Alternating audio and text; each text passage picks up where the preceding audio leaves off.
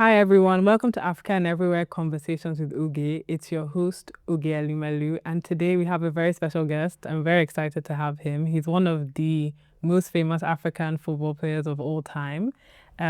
He's a four-time African Player of the Year, a three-time Champion Leagues winner, a winner of two African Cup of Nations trophies, an Olympic gold medalist with Cameroon, and the all-time leading scorer for his national team. Beyond the pitch, he has also taken on leadership positions as president of the Cameroonian Football Federation, and he holds a seat on the Confederation of African Football. And through his foundation, he has worked to expand access to football and education across the continent. For this week's guest, we have none other than Samuel Eto'o. Thank you very much for being here today. You're welcome. Thank you. Okay. So, as I mentioned, you've been called one of the greatest African footballers of all time. But I wanted to ask what made the young Samuel Eto'o want to go into football, and what was kind of your journey to become a professional football player? Je vais répondre en français. I will answer in French. Je pense que le rêve de devenir I believe that the dream of becoming someone important, the dream of following my passion, which has always been football, is what motivated me to do everything I could do to become a professional player. Then came the opportunity that allowed me to go even faster, and the rest is history. Merci. Thank you. Another question I had wanted to ask is, when I was trying to do my research, I saw that a lot of professional footballers, their careers tend to be between 10 to 12 years. But you've been very blessed and you had a professional career that was up to 22 years. And so I wanted to ask, what do you think allowed you to set yourself apart and enabled you to be able to have such a long career and that longevity? La discipline, elle est importante. La Discipline is very important. Discipline in your professional life and in everything you do. I also went through every serious injury. Once to my external meniscus and another to my tendon. But thanks to the discipline I kept throughout my career, I didn't drink, I trained properly. Thank you.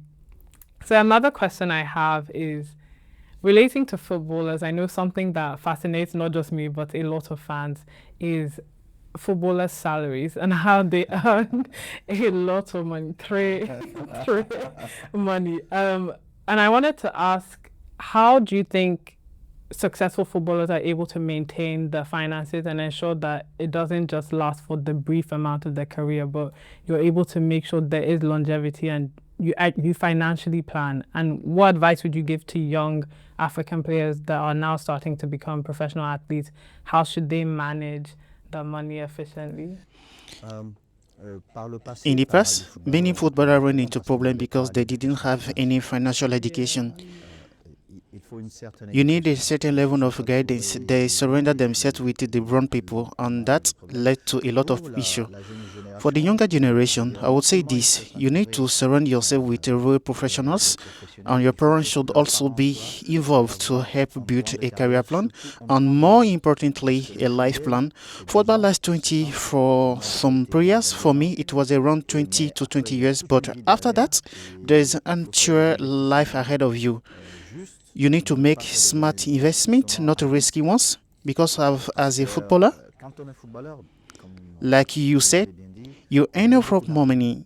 But if you don't invest it wisely, especially in this type of investment, you might end up facing serious problems once your career is over. To avoid that, you need to surround yourself with the right people. So do you think, I guess a follow-up to that, do you think part of the way footballers are trained when they become professional there should be more form of financial planning and financial trying to train? Oui, il def. Most footballers, as you can see, come from underprivileged background, from very poor environment, so they don't have any financial education. When someone grown up in a family where financial education has always present, things are much easier. But for those footballers, that's not the case. They start out extremely poor and suddenly they become very rich, and the real challenge is maintaining that. That's why they need financial education. discipline, and the ability to put themselves, and above all, they need to surround themselves with the right people to. My next question is relates to the fact that you've been able to play not just in Africa but across different European countries, England and Spain. And I imagine that comes with a lot of exposure to the business of football. So I think we already touched on it with aspects to being good at financial planning, but what would you say you were able to learn through that exposure of being in so many leagues and being abroad about the business of the game? And what would you say were ways you were able to negotiate for yourself at times, maybe with contracts and things, understanding the business through all the years that you were in your professional career? To get to that level, a player is usually surrounded by guidance. You have managers, lawyers, family members, your father, your mother, all of whom can help protect your interests. And when you mentioned salary earlier in football, you are not paid unless you generate 6 or 5 times that you earn. It is a business where everyone has their share and you contribute with your talent. The club, of course, want to stay competitive. That the Premier League, for example, club want to qualify for the Champions League. They want to win. They want to grow. So they bring it. The best player and they pay high salaries. But to defend your interests at that level, you need to be supported by your whole team, whatever your managers, your lawyers, and even your parents, if they are educated and understand your true value of that moment. And on top of that, you've had experience both in Europe and in Africa, and so you've experienced different leagues. And I wanted to ask what you think the African leagues need to do to make our football leagues be more on par with those of the ones in Europe. The first thing all Africans need to dream.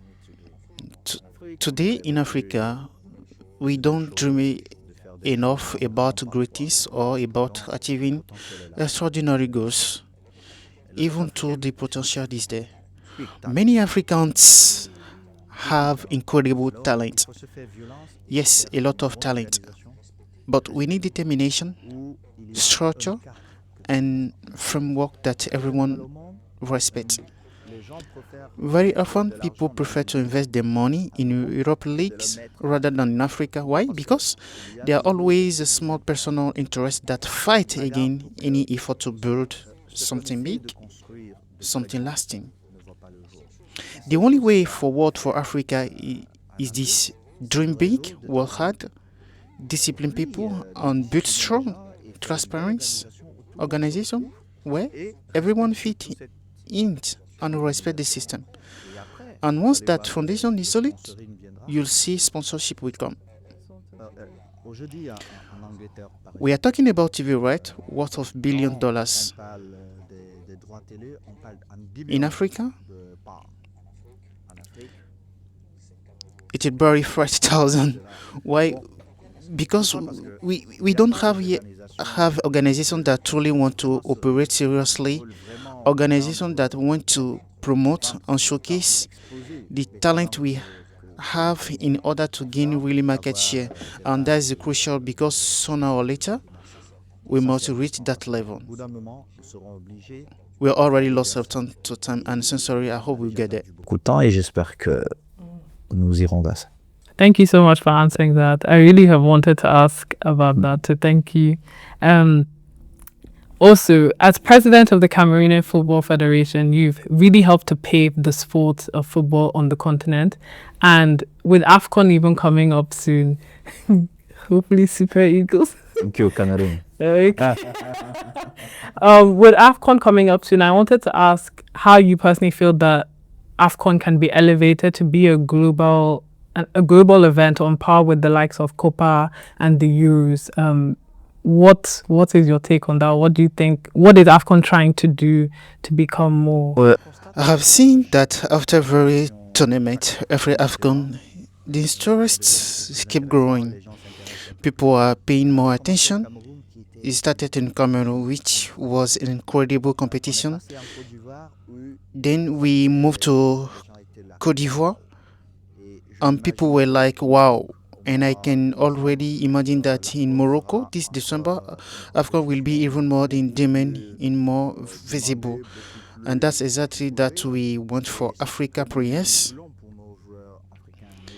We want the Africa Cup of Nations to be a truly global showcase, a tournament broadcast in 117 and 118 countries where the whole world can watch and appreciate our AFCON.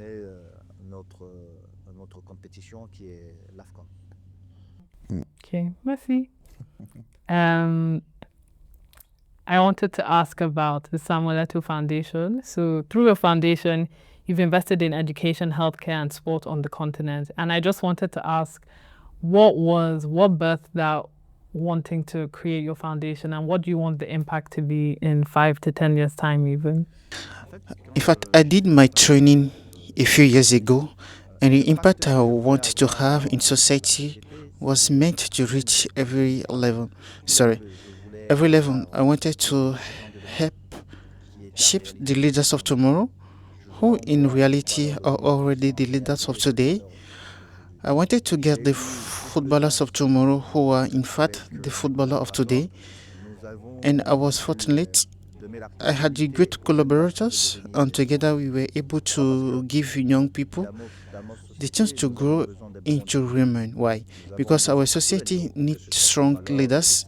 We need them in everywhere, in footballer, in medicine, politicals, in major companies and institutions.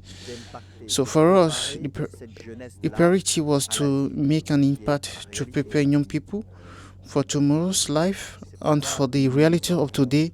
That's why we took young people and told them, you are here because you may have the talent to become great footballers. But beyond that, our mission is to help you become men who will shape our society tomorrow. Oui, merci beaucoup. Finally, you have given so much to the sport of football, both on and off the pitch. And so I wanted to ask, what would your advice be to people that are looking up to you? Maybe they feel like they're starting the same way you started. What advice would you give to young Africans that are trying to get into professional football? Moreover, to young people, I say dream big. Every success starts with a dream. You have your dream, and then you ask yourself, how can I succeed? Surround yourself with people who can support you in achieving that dream. For example, I was fortunate to meet people who give me opportunities that help me become who I am today. But the first step is yourself. Be ready to seize these opportunities, to face these challenges. Every often, such opportunities don't come around more than once. You have to be prepared. So to the younger generation, I would say, dreams. Try to become who you want. Merci beaucoup. C'était très, très, très intéressant. Thank you so much for listening to today's interview with Samuel Eto'o. I thoroughly enjoyed it and it was so exciting. And I think the main takeaways for me that he imparted with us are that, it is very important to have a dream. It starts all with having that dream, and then once you have your dream, working towards it. And with having that dream, you need to have discipline. Discipline is so key to success. And after discipline, it's really important who you surround yourself with, because bad company can corrupt good character. So who you surround yourself with is key, but ultimately as well, having an ecosystem and having a family that supports you will ensure that you're able to bring all these dreams to pass with discipline and the right support system. So thank you very much, Samuel Eto'o, for being here with me today. And this is Africa and Everywhere Conversations with Oge. I'm your host, Oge Elumelu, and please make sure to like, comment, share, and subscribe. Thank you very much. Bye-bye.